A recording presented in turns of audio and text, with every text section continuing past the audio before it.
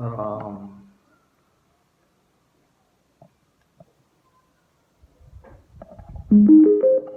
Bluetooth mode. Ram Ram Ram Ram Ram.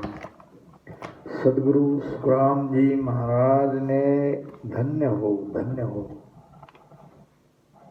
मेरे प्यारे भाइयों, घमंडी राम जी रा शिष्य को संवाद, इस विषय पर हम अब चर्चा करने वाले हैं। थोड़ा विषय को समझने का प्रयास करेंगे। सदगुरु सुखराम जी महाराज का घमंडी राम जी के शिष्य के साथ जो संवाद हुआ है, इसमें बहुमूल्य ज्ञान सारे जगत को मिला है। ध्यान रखिए इस बात को। अब इसमें कोई संदेह नहीं।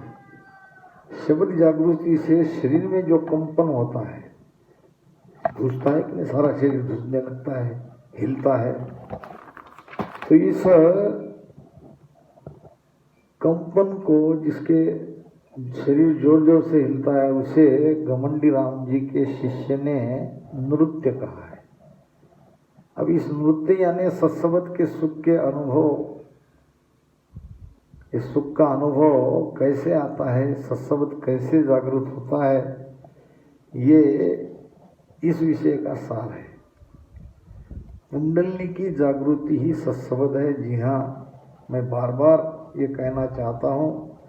बहुत महात्मा लोग इस बात को मानते नहीं हैं, मगर जब वो मानते नहीं तो कोई प्रमाण नहीं देते हैं।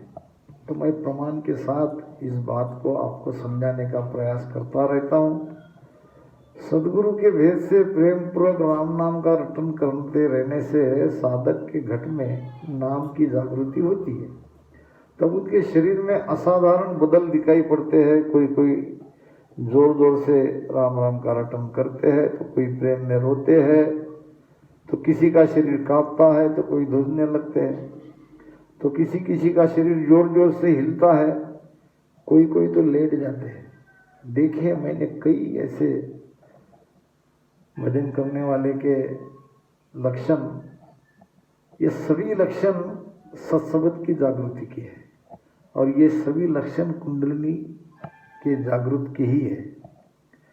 तो जो इस भेद को समझना ही नहीं चाहते, जो केवल राम राम ही रटन कराते हैं, भेद की बात ही नहीं करते, उनके लिए मैं क्या कहूँ। अब आपको ही जगाना मेरा परम कर्तव्य है कि आप गहरे से गहरे भेद को समझो।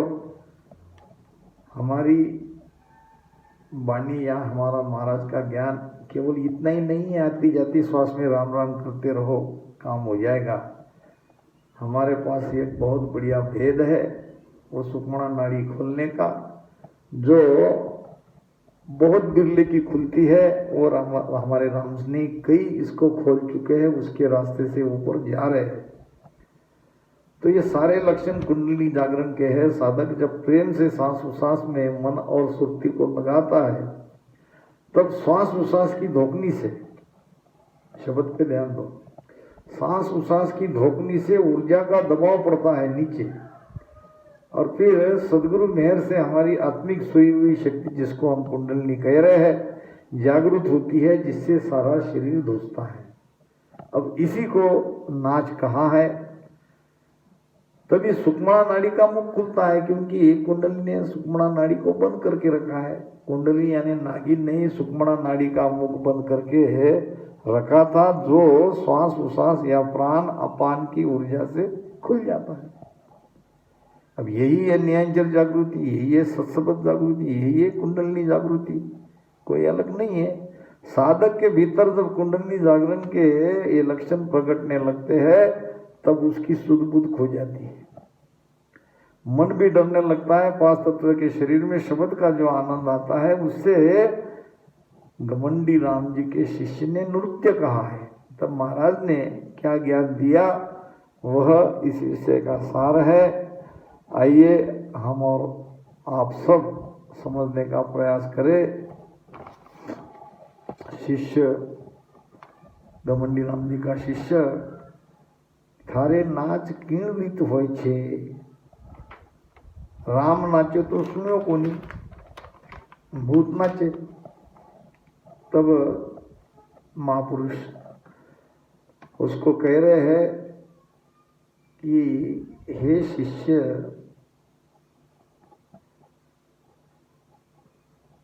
यानी अब इसका अर्थ कर लेते हैं।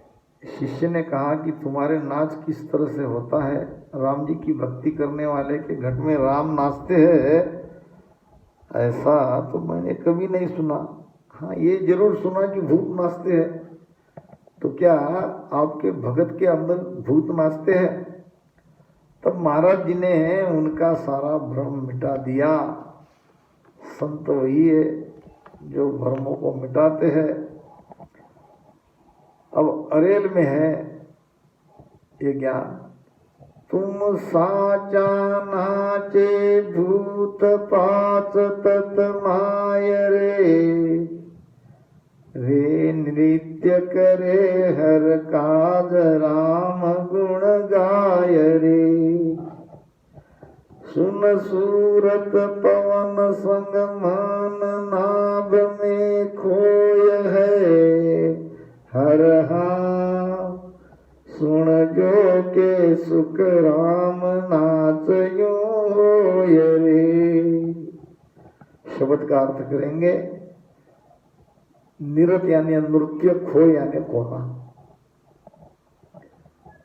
महाराज फरमा रहे हैं घमंडी राम जी के शिष्य को, जब उन्होंने प्रश्न किया था महाराज को, उसके उत्तर में कह रहे हैं कि भाई तुम सच्चे, तुम्हारी बात सच्ची है। भूत ही नाचते हैं, मगर ये भूत भीतर के भूत है। ये भूत लगने वाले भूत नहीं है। पंच महाभूत भूती तो है। हे शिष्य, तुमने सच कहा, भूती नाचते हैं। लेकिन तब जब सत्संग जगने से साधक का नृत्य होने लगता है, साधक में आनंद आता है, प्रेम भक्ति के सारे लक्षण उनके भीतर में प्रकटने लगते हैं, तब बाहर के भूत नहीं, भीतर के भूत नाचते हैं जो पांच तत्व के हैं, पंच महाभूत है। ये पंच महाभूत है जो शब्द के प्रताप से नाचते हैं। तब साधक की आत्मा परमात्मा को मिलने के लिए तड़पती है। यानी नाच तो होना ही चाहिए। अगर नाच नहीं हुआ तो आत्मा परमात्मा के लिए अब तड़प नहीं रही है, वो तड़प आई नहीं हमारे अंदर, ऐसा समझना चाहिए। शरीर तो जोर जोर से धुजना ही चाहिए, हिलना ही चाहिए, तो बेभान हो जाते हैं। राम राम भजन करते करते पता नहीं चलता वो क्या हो रहा है उनके साथ में। जब परमात्मा तक पहुंचने वाला शब्द जागृत होता है तब यह नाच होता है। सुरती मन नाभि में यानी पवन में, पवन के साथ श्वासा में खो जाती है, तब नाच होता है। अब मन बाहर भटक रहा है, सुरती हम शब्द के साथ लगा रहे हैं, तो यह नाच नहीं होगा। नाच तब होगा जब मन और सुरती पूरी तरह से श्वासा में लगे रहे, एक पल भी मन बाहर भटकता नहीं, तब ये नाच होता है। उसमें नृत्य भी जुड़ जाती है, नृत्य यानी शक्ति की ताकत। तब सदगुरु कृपा से घट में नियंत्रण की जागृति होती है, जिसको सत्सबद भी कहा है। अब सत्सबद के जागने से इस प्रकार की अनुभूतियां, ऐसी स्थिति आके बनती है। शरीर धुजने लगता है, कोई जोर जोर से राम राम करता है, कोई चुप हो जाता है, किसी के आंखों में आंसू आते हैं, तो किसी का शरीर हिल जाता है, कोई नीचे गिर जाते हैं। कई प्रकार के चैन ये होने लगते हैं, सुध बुध भूल जाते हैं। ये शब्द का प्रभाव है। और इसी को महाराज कहते हैं कि हाँ, ये नाच तो जरूर होता है, और ये नाच तो परमात्मा प्राप्ति के मिलने के लिए हो रहा है। नावर ते सुन जोर प्रीत लागे अति भारी, व्याकुल मन जीव सूद बिसरे सब सारी। रटत रटत स्वनाभ में सेंग पेंग मन गाय, तब नाचे सुख राम कहे पांच भूत तन सभी मेरे सुनने वाले भाई बहनों से निवेदन कर रहा हूँ कि ये घमंडी राम जी के शिष्य को जो सवाल है ये विषय पूरा किया जाएगा। ये क्या 2 भाग में या 3 भी लग सकते हैं, मगर हर एक साखी को हम समझने का प्रयास करेंगे, समझाने का प्रयास करेंगे। नाव रटे वो भी इसमें शब्द का अर्थ पहले बताएंगे और फिर महाराज के भाव को, उसके ज्ञान को समझने का प्रयास करेंगे। अब सेंग पेंग कहते हैं एक मेघ को, सेंग पेंग शब्द आया है इसमें, रटत रटत सो नाव में सेंग पेंग मन जाए, मन श्वासा में मिल जाना, इसको कहा है सेंग पेंग। नाव रटे सुन जोर प्रीत लागे अति भारी, जो जोर जोर से नाम का रटन करने लगता है, जिसका भजन जोर जोर से होने लगता है, उसके अंदर प्रीति लगी, वो सच्ची प्रीति परमात्मा से उनकी लग गई, परमात्मा को पाना चाहते हैं। उसको पाने के लिए जो प्रेम चाहिए वो प्रेम उनके अंदर जग गया और अंग मन घेरिया अनेक बहुत रहे माय, और बिरह प्रेम सुखराम कहे हर मेहर बिन नाय। ये राम जी की मेहर, परमात्मा की मेहर से ये प्रीति लगती है, ये प्रेम लगता है, अन्यथा ये संभव नहीं है। नाव रटे सुन जोर प्रीत लागे अति भारी, अर देह व्याकुल मन जीव, यानी मन व्याकुलता से विरह के साथ परमात्मा को पुकारता है। सुध बिसरे सब सारी सारी सुध भूल जाती है मन की, रटत रटत सो नाभ में सेंग पेंग मन जाए। इसी प्रकार रटन करते करते करते नाभि में मन और सुरती श्वासा में लग जाती है, एकमेक हो जाती है, सेंग पेंग हो जाती है। तब नाचे सुखराम कहे 5 भूत तन्माय, तब ऐसी स्थिति होती है, तब भीतर के 5 भूत नाचने लगते हैं, तब शरीर धुजता है, सारे रोम रोम में, नाड़ी नाड़ी में आनंद होने लगता है। अब किसी को बहुत जोर से होता है तो किसी को थोड़ा धीमा, मगर होता जरूर है। इस अनुभव से सबको गुजरना ही पड़ता है और सबको यह होता है। अगर भेद से कोई भजन कर रहा है तो, अगर किसी का नहीं हो रहा है तो वो बिल्कुल संपर्क करे, हम बताएंगे कैसे वो होता है।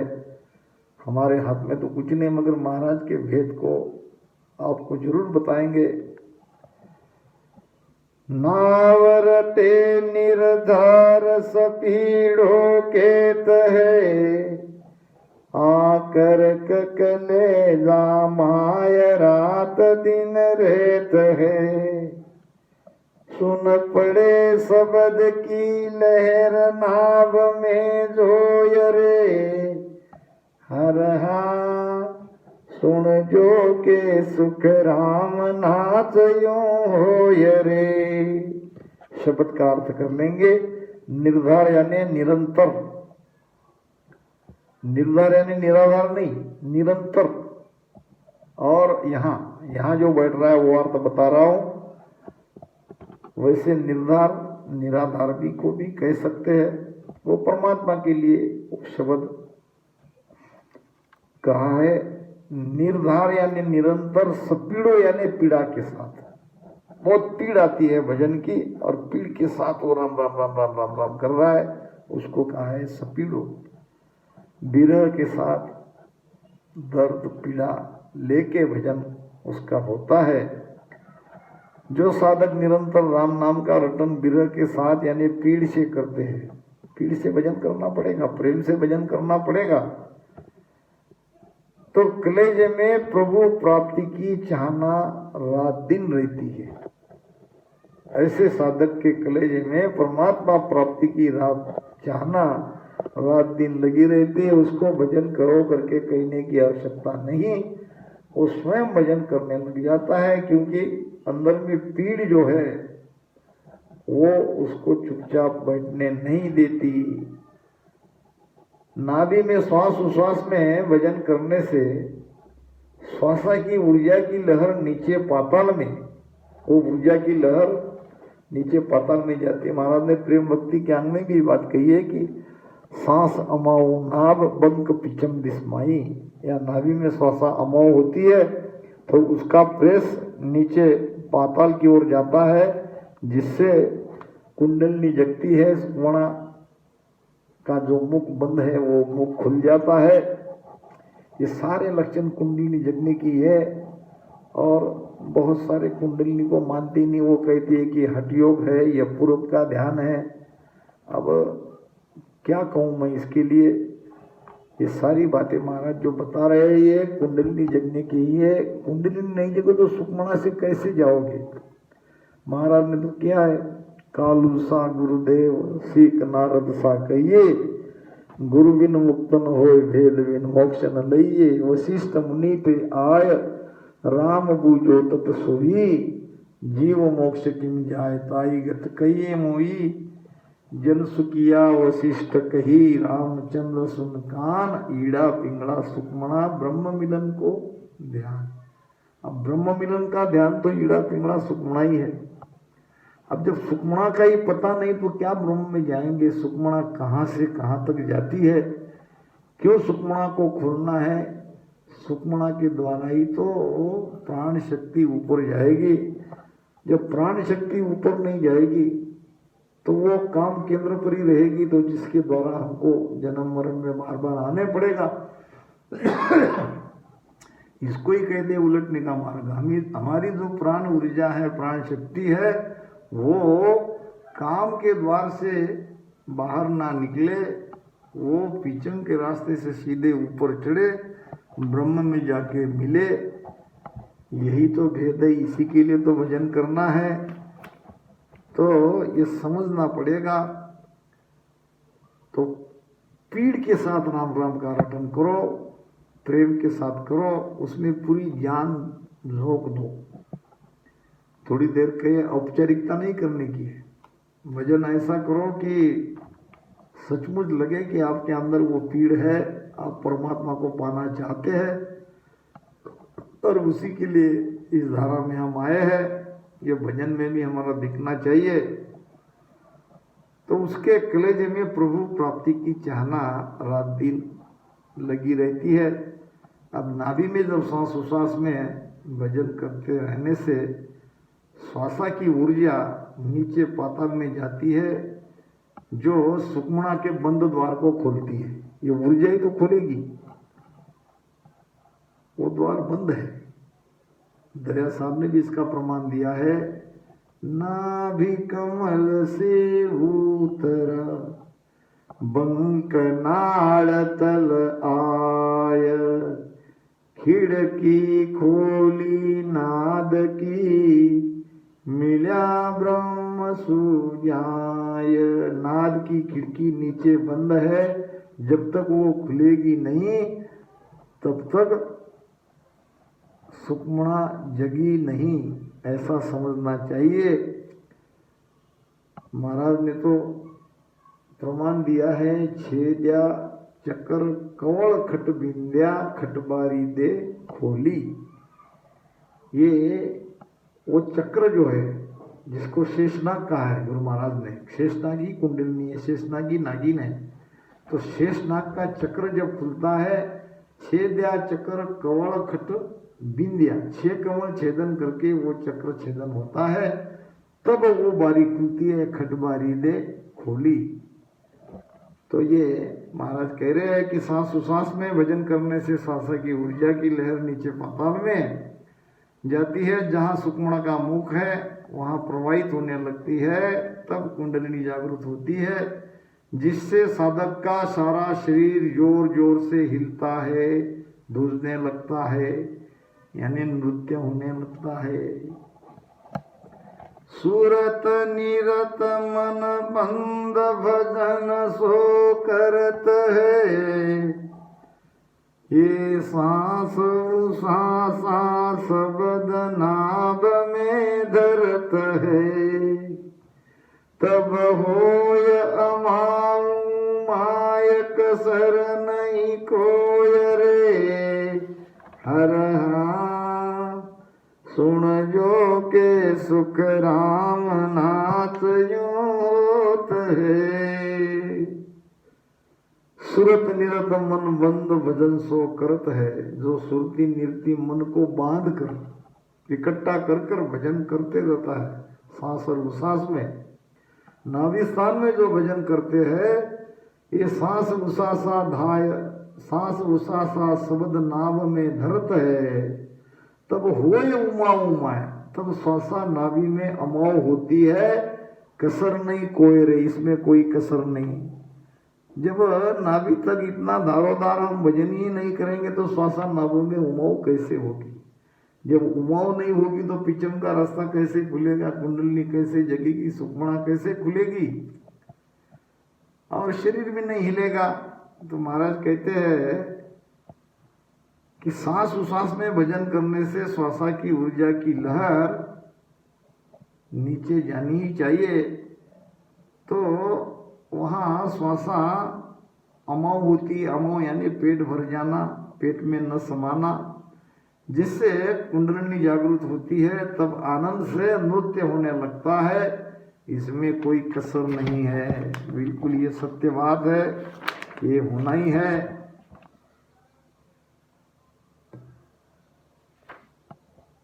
शेष दूसरे भाग में थोड़ा सा है, वो दूसरे इसमें लेंगे।